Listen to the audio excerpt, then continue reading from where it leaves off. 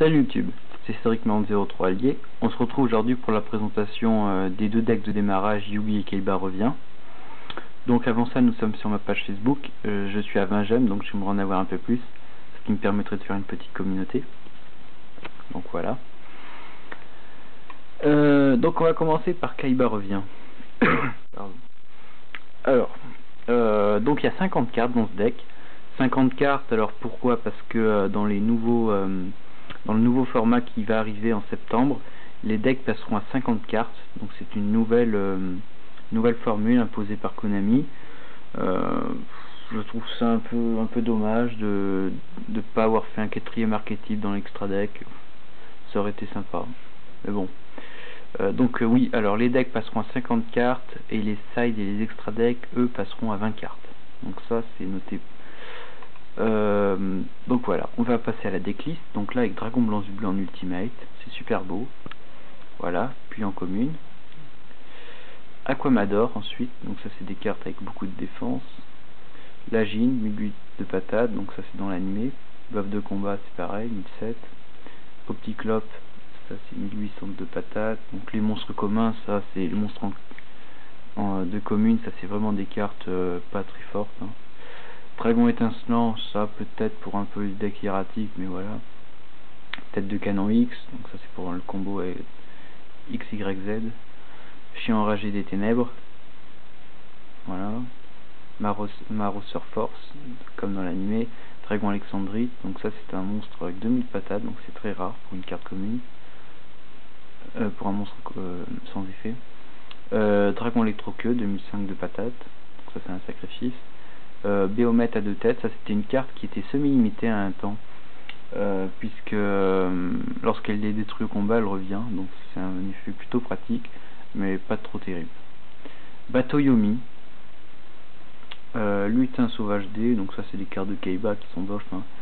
Kaiser Hippocampe, donc ça c'est pour Dragon Blanc Yeux Bleu. Nécromancien du Chaos, donc lui il gagne 300 d'attaque pour chaque monstre dans le cimetière. Chevalier épée, carte de l'animé. Horus, Dragon de la Flamme Noire avec les 4, qui amène le LV6.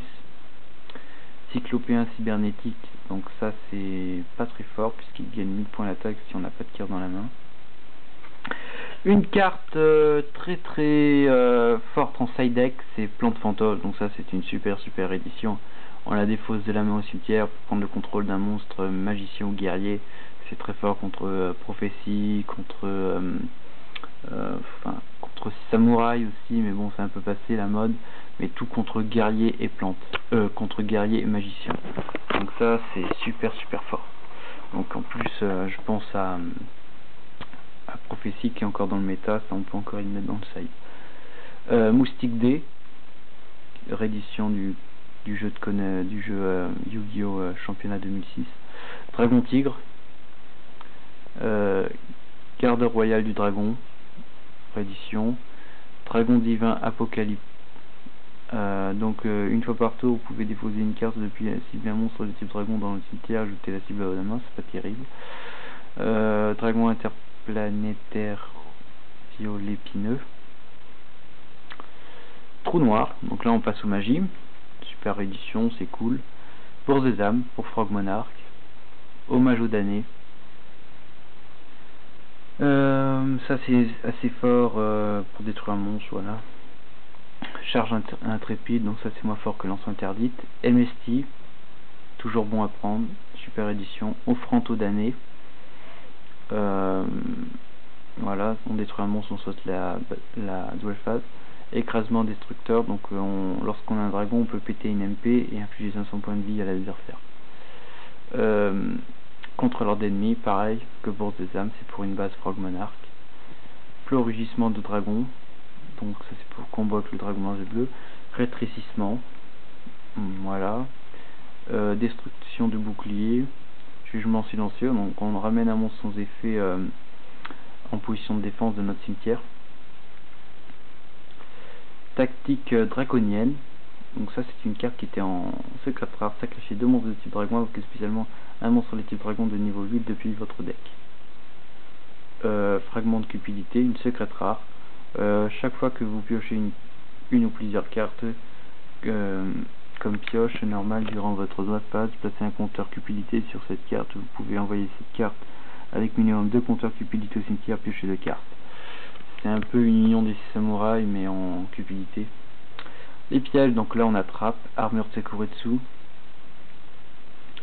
sortilège de l'ombre, donc c'est en moins fort que Xiandi Shen.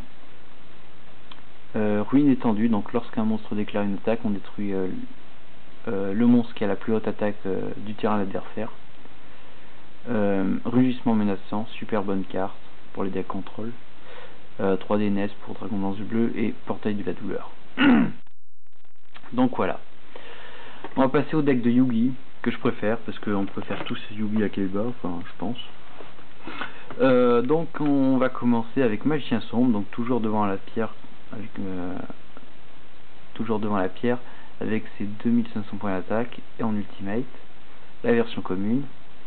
On va ensuite passer au monstre normal avec Elfe Mystique, Soldat Géant de Pierre, donc ça c'est des défenses, Crâne Invoqué dans l'animé, 2500 de patates, super fort, Néo le Spadassin Magique, voilà, Germini Elf, Sombre Lame, Kuribo, donc ça c'est une carte très intéressante, enfin dans l'animé bien sûr. Buster Blader, donc il y a une très bonne base pour un deck Dark Paladin, donc voilà. Coccinelle des damnés à 4 étoiles, donc ça on s'en fiche un peu. Magicienne des ténèbres, ça c'est une carte pour les collectionneurs. Alors Magicien blanc expérimenté, il y en a 2 dans l'édition. Lui il sert pour Buster Blader et Magicien sombre expérimenté sert à Magicien des ténèbres. Le vieux magicien vindicatif, donc ça c'est pour péter un monstre. Fracas le guerrier magique, ça c'est bien en side. Double coston, ça c'est pour magicien sombre. Soldat Spadassin silencieux LV3 qui amène le LV5. Ensuite on a Gadget vert, Gadget rouge et Gadget jaune, ça c'est une super édition.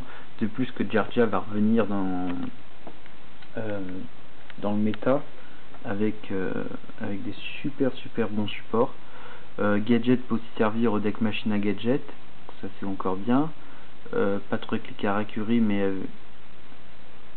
toujours avec Jarja, d'autant plus que le deck a gagné le YCS Turin, donc si en plus il y a des supports, ça va faire quelque chose d'assez incroyable. Ensuite on a Virus électronique, donc ça c'est super électrique, pardon.